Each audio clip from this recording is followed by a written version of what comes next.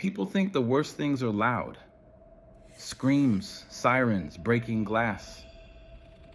But sometimes, the most terrifying things come in whispers, in smiles, in shows that made you feel safe until you see what was really behind them. I thought I knew what success looked like. A job at a major studio, a steady paycheck, health benefits, a swipe badge that actually opened a real door. I'd spent years stitching together a freelance career, patching bad audio from basement YouTubers, cleaning up laugh tracks for doomed sitcom pilots. So when I landed full-time work on the Ellen DeGeneres Show, it felt like I'd cracked some hidden code. People around me acted like I'd won the lottery. My mom cried the first time I told her. My friends begged for backstage passes. Even I believed the myth.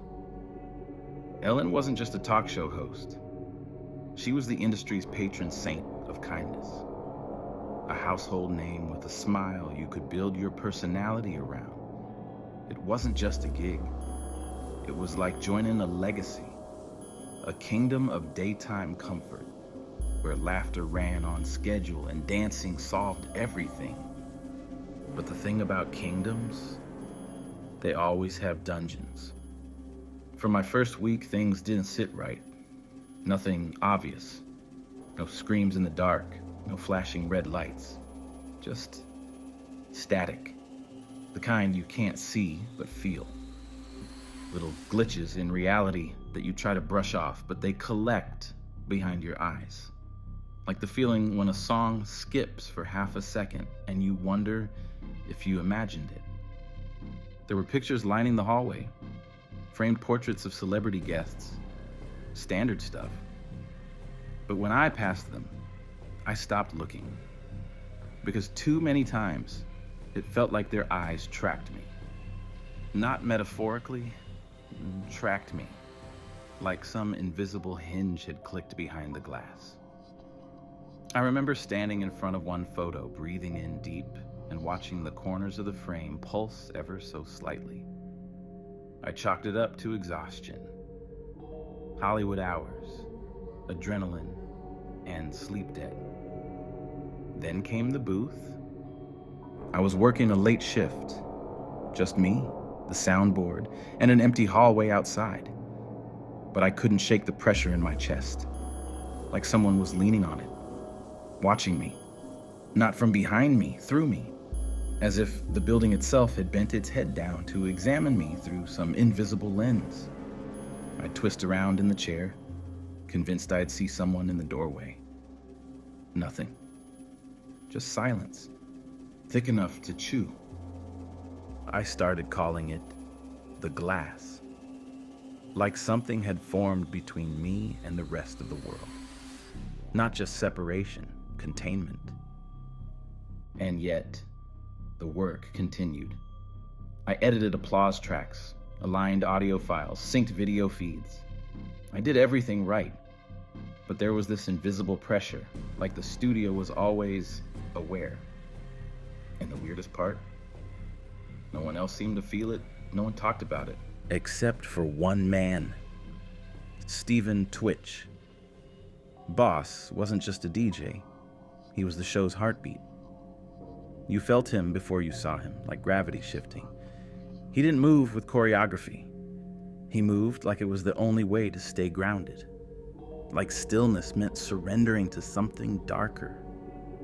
People loved him for his light, that smile, that bounce. That way he'd glance at the tech crew and wink, like we were in on some secret with him. Unlike most talent, he actually saw us, the people in the background. He cracked jokes between takes, gave high fives to interns, remembered everyone's names. It wasn't just charisma, it was real. And that made what happened next so much harder to watch. Twitch started showing up earlier than anyone else, hours before call time. Not prepping mixes or checking the set, inspecting it.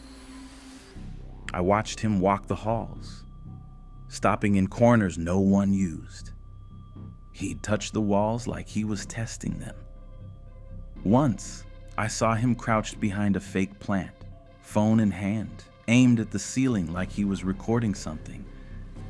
But he never looked relaxed anymore. He always seemed tense, alert, like he was waiting for something to burst through the walls. He clutched his phone constantly, not like someone texting, like someone holding a weapon. I remember one moment vividly. I was passing him near the storage lockers. Empty hallway, bright fluorescent lights. I offered a quick morning. He glanced up, and it wasn't him. His eyes were glassy, unfocused, like he was trying to remember where he was. His smile flickered, like it had to reboot. Then, in a voice barely above a whisper, he said, "Keep your head down." Then he walked away. I didn't know what he meant, but I felt it. That was also the day I noticed the extra cameras. Not studio cams, not our regular gear.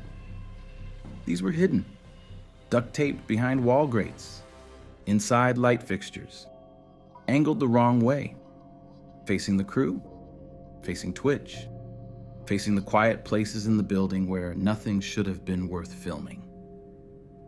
The building itself started to feel off, like someone had taken the original blueprint and dragged a corner of it just slightly sideways, enough that nothing looked obviously different, but you couldn't trust it anymore. I passed a hallway mirror once and didn't see my reflection until I was inches from the glass. I started avoiding the bathroom near Ellen's dressing room. More than once, I heard someone whisper my name while I stood alone in the stall. I told myself it was just stress. That's what we all tell ourselves when logic starts to thin out. But something deeper had started blooming under the surface. A presence. And every time Ellen entered the room, it pulsed harder. She didn't walk like a person. She glided. Her posture was perfect, like she'd been sculpted instead of born. Her smile never moved. Her eyes never blinked too long. And yet, every time she passed by, the air dropped. A few degrees, like the warmth was being siphoned off your skin. You couldn't meet her eyes for too long. Not without feeling off. Not nervous. Dizzy. One of the new interns learned that the hard way. Bright kid. Excited to be there. Ellen passed her in the hall one day. Touched her shoulder. Whispered something none of us could hear. 5 minutes later, she was pale as a ghost, hunched over a trash bin, vomiting. She never came back.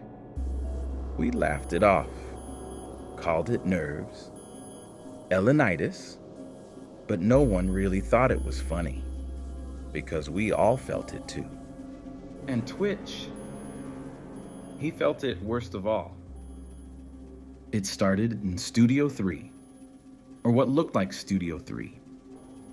I was standing at center stage, only something was wrong. Everything was reversed, like the entire room had been mirrored. Props were on the wrong side. Audience risers were flipped. Even the cue cards leaned in the wrong direction. It felt like I'd stepped into a replica built from memory. Close, but off just enough to twist your stomach. Then Ellen appeared. She didn't enter.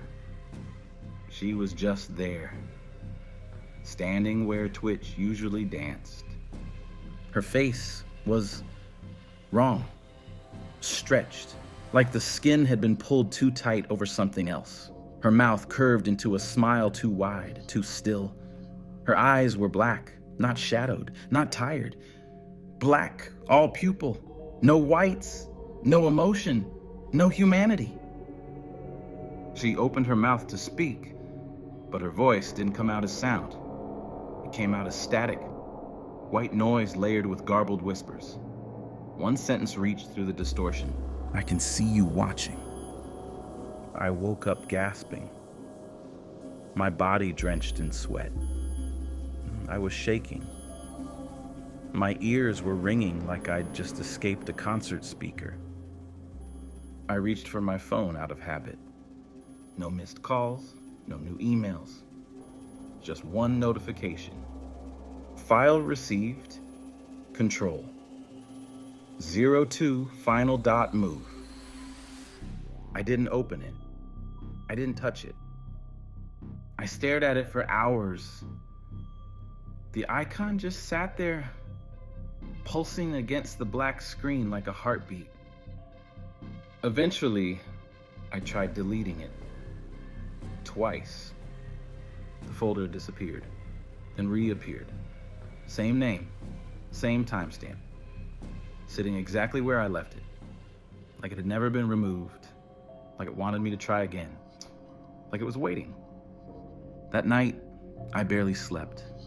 Every sound felt like a whisper meant only for me. I unplugged my Wi-Fi, taped over my webcam, even muted every speaker in the apartment. But the static still found me.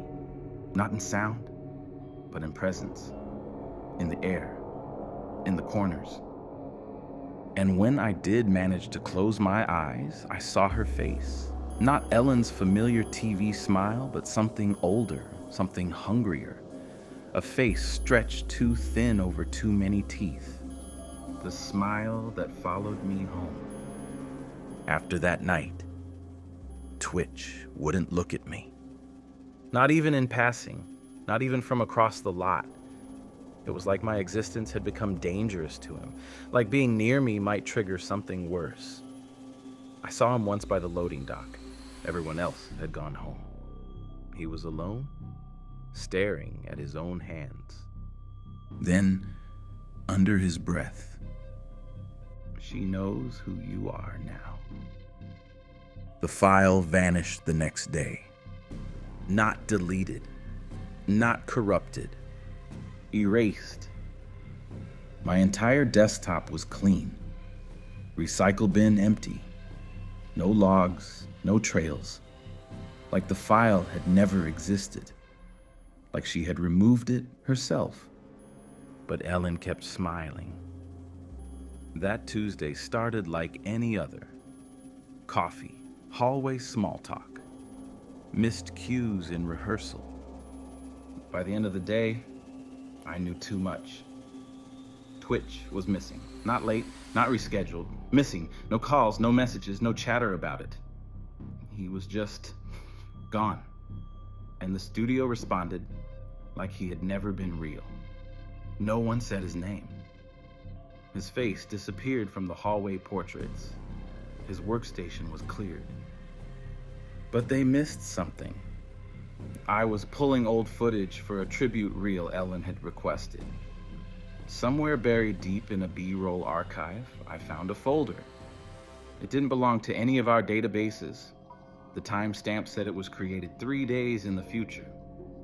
Folder, DNR, final export / subfolder, T/file, the feed .ove. I clicked, and there he was, tWitch, huddled in a dark hallway. Same building, but the lighting was all wrong. Too dim, too warm, like it belonged to another world. He looked straight into the lens. If you see this, I didn't give up. I was cornered. They're watching now, from inside the system. That's how she moves, through signal, through frequency. He flipped his phone, showed a live waveform, jagged and vibrating. The pitch was silent, but something inside my head started to ache. Beneath the lines were faint subtitles. "You are mine." Then tWitch whispered something that made my throat go dry. She told me, "Control isn't about fear. It's about worship." I barely breathed. That's when I felt it. That same pressure from the booth, only heavier now, like the air had turned solid behind me. I turned. Ellen stood in the doorway. No footsteps, no knock, no movement. Just there, smiling. Got a second? She didn't wait for my answer. Just turned and walked down the hall. I followed, not because I chose to, because something in me followed her, like I had already been marked. Her office hadn't changed. Not exactly, but it didn't feel like an office anymore. It felt like a set, staged too perfectly, like a place waiting to be filmed. The orchids on her desk were too fresh, the diffuser too consistent. The light came from nowhere in particular, and yet cast no shadows. Ellen stood near the window, her back to me. I didn't speak. I couldn't. I knew if I opened my mouth, I wouldn't recognize the voice that came out. "You opened the second file," she said, without turning. I didn't respond. "I thought you might." She turned and stepped forward, each step too smooth, like her body was being pulled rather than walking. Her smile stayed perfectly frozen, but her eyes began to shift. First a soft gray, then a clouded black, like oil slowly flooding the iris. "You think this world runs on kindness?" she whispered. "Kindness is a leash made of sugar." I felt my knees lock. I wanted to run, scream, but my muscles didn't respond. "You don't lead people by pleasing them," she continued. "You do it by planting yourself inside them. You pulse through their thoughts. You let them believe you're light until they forget what dark is." She walked behind me. I didn't hear footsteps, just the gentle brushing of something damp against the carpet. Her fingers touched my shoulder. Cold, wet, like something recently dug from the earth. "That's the problem with light," she whispered close to my ear. "It always forgets who owns the switch." I turned. She was gone. No footsteps, no exit. The room was silent, still, except for the orchid. Rotting, petals blackened, curling inward like a fist. I backed out of the room. I didn't speak, didn't explain. I went home. Backed up Twitch's message 3 ways. 2 hard drives, 1 burner cloud. Then I quit. No email, no resignation. I just walked off the lot and never went back. No one followed up. No one asked why. The news broke 2 months later. Stephen Twitch, boss, found dead in a Los Angeles motel. Ruled a suicide. The headlines came fast. Beloved dancer lost too soon. A tragic end to a bright soul. But I already knew. I stared at the article for hours. Not because I was in shock, because I'd seen it coming. I'd watched him fight it. People talk about how he brought light to the show, but no one talks about how heavy that light got toward the end. The way he moved backstage, like he was trying to outdance something crawling just beneath his skin. The way he flinched when touched unexpectedly. The way he'd go completely still when Ellen walked past. That wasn't anxiety. That wasn't exhaustion. That was survival. I played his video in my head for weeks. His voice, strained, shaking. His eyes, bloodshot, rimmed with fear, whispering secrets he knew would kill him. I tried to revisit the file. Just once, but one of the drives wouldn't read. When I plugged it in, it caught fire. Not a glitch, not a spark, just heat, instant, like the data inside had expired, like whatever truth it held didn't want to be remembered again. After I quit, I thought I could outrun it. Thought maybe if I just disappeared from that world, she'd forget about me. But the signal doesn't work like that. You don't leave it behind. It follows. It started small. My TV would flicker when I walked past.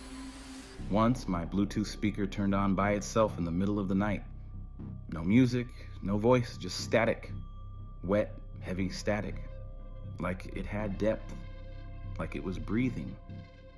And always at the same time. 3:33 a.m. Then came the dreams. Except they weren't dreams. Not really. Because I'd wake up remembering smells. Peppermint, scorched sugar, wet paper. I'd wake up remembering her smile in places it had never been. Behind my reflection in the shimmer of a phone screen, lingering in a paused video I never played. The worst part? Her voice. That daytime talk show voice, so warm and light, whispering things that only made sense after I was awake, things I couldn't unhear. Stay framed. Light dies where love hides. You're already mine. I stopped watching anything that aired on daytime TV, even reruns, but it didn't help.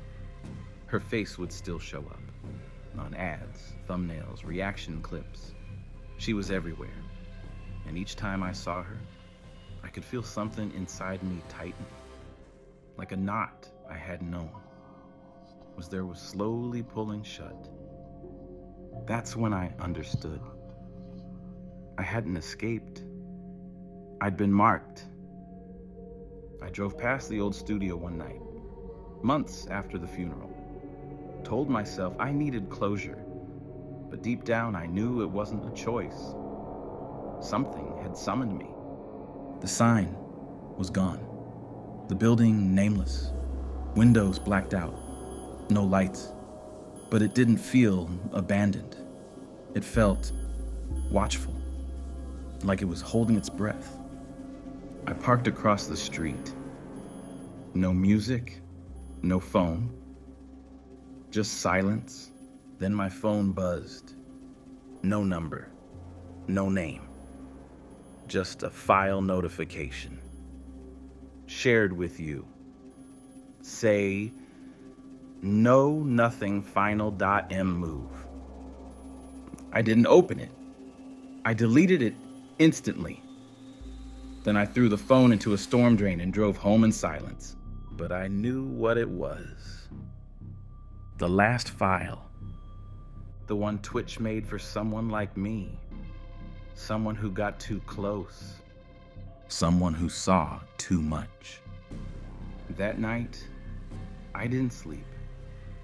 I kept hearing his voice on loop. She told me, control isn't about fear. It's about worship.